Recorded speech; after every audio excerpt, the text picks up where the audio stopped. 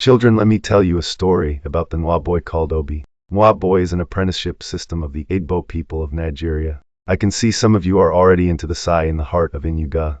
As the red sun rose over a quiet street, a young man rode his bicycle toward a future he could only dream of. His name was Obi, just 22, strong, determined, with fire in his bones and hope in his chest. He was about to begin his journey as a Nwa boy. In the heart of Enugu, as the sun rose slowly over the quiet streets, a young boy named Obi pedaled his bicycle, unaware of the storm that was about to change the course of his life. At just 22, Obi was strong, determined, and full of hope. He had dreams far bigger than what his small town could offer. Little did he know that morning would mark the beginning of a journey that would see him rise and fall.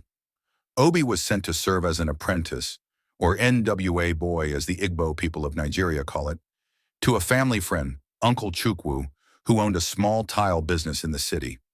The job was humble, sweeping floors, fetching supplies, serving customers, and managing the daily runs of the business. But Obi didn't mind. To him, it wasn't just about working. It was about learning, about becoming something more.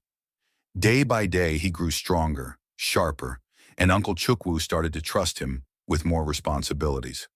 Obi could lift bags of cement with ease and manage the stock in the shop without breaking a sweat.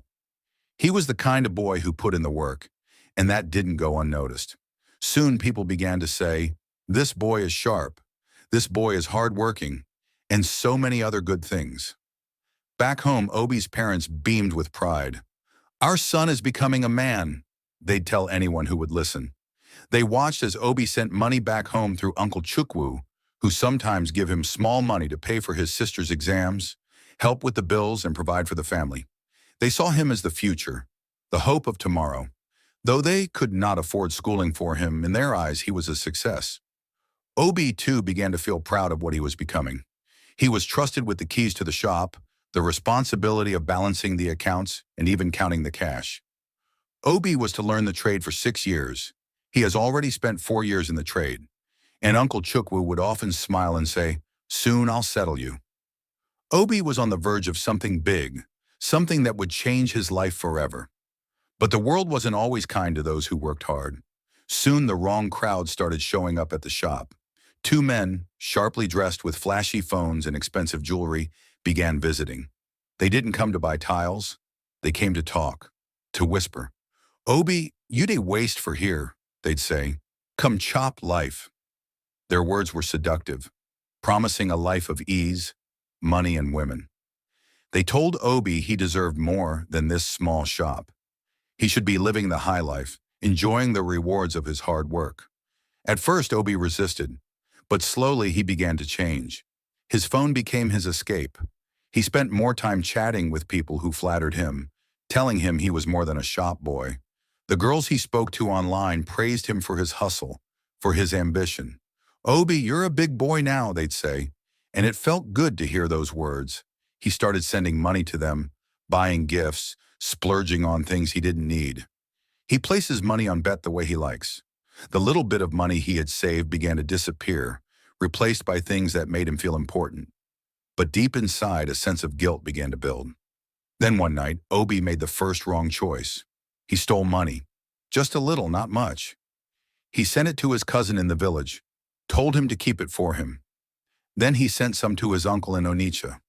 It seemed harmless, just a small amount, but that was the start of it. Obi had crossed a line. He didn't stop there.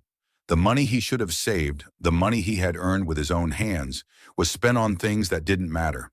He felt the pull of the material world more strongly than ever. He started stealing lots of money. He will send to his uncle to save for him, send some to girls, and even some to the bad friends he keeps. But greed always catches up with you. Uncle Chukwu soon noticed that money was missing. Late one night, he sat down with his ledger, and the truth hit him hard. Obi had taken the money. The boy he had trusted, the boy he had trained, had betrayed him.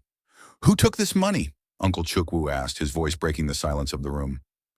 Obi denied all allegations and was seriously swearing that he was innocent and he is ready to prove it. Then Uncle Chukwu brought out all the evidence, and Obi couldn't answer. His shame was overwhelming. He wanted to speak, to explain, but words escaped him. All he could do was hang his head in guilt. Uncle Chukwu, despite the betrayal, didn't raise his hand in anger. Instead, he raised his voice in heartbreak. "Obi, return the money and I will forgive you. I still love you," he said. Obi felt the weight of those words, the pain of knowing he had me hurt the man who had taken him in. But the money was gone, spent on things that no longer mattered. Obi. His cousin's phone went straight to voicemail, and his uncle in Onitsha had stopped responding. Obi was alone, left to face the consequences of his actions. He felt like killing himself. He has lost on both ends. He thought he would use the money he sent to his cousin to start his own business. He could not tell his parents because that are good people and did not raise him like this. Desperate, Obi tried everything he could to get the money back. He sold his phone, his shoes, even the chain he wore around his neck. But it wasn't enough. Time was running out. Uncle Chukwu had given him a week to return the money, but as the days passed, Obi's anxiety grew. He couldn't make the numbers add up. The pressure was mounting, and Obi knew he couldn't face the consequences of his betrayal. He also felt that Uncle Chukwu just wanted to collect back the money from him before dealing with him.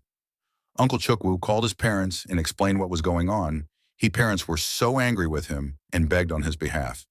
They later spoke with Obi and was shouting at him. His parents told Uncle Chukwu that they will contact the cousin for the money. Later that day, they contacted the cousin, but he refused to release the money and even denied that he collected such money from Obi. They tried to use the police, but the cousin traveled out of the country. In the dead of night, Obi made a choice. He went back to the shop, not to confess, but to steal again. He crept into Uncle Chukwu's office, opened the drawer, and took what little cash was left. Then, without a word, he ran. The boy who had once worked with pride was now a thief on the run. He ran through the streets of Enugu, heart pounding in his chest. He didn't look back, but the weight of his guilt pressed down on him. It wasn't the police he feared. It was the person he had become. Obi had abandoned his future, his family, and the trust of those who cared about him. He was running from himself, from the boy who had once dreamed of something better. Obi found a dark corner to hide in, his body shaking with fear. He could hear sirens in the distance, but it wasn't the police that scared him. It was the fear of being lost forever. The stolen money felt like a burden, each note heavier than his guilt. Every sound made him jump. Every minute felt like a year. Obi had everything, a future, a name, a chance to be someone. But now he had nothing. The streets of Enugu had claimed another soul. The question remained, would Obi rise again? Or had the darkness claimed him for good?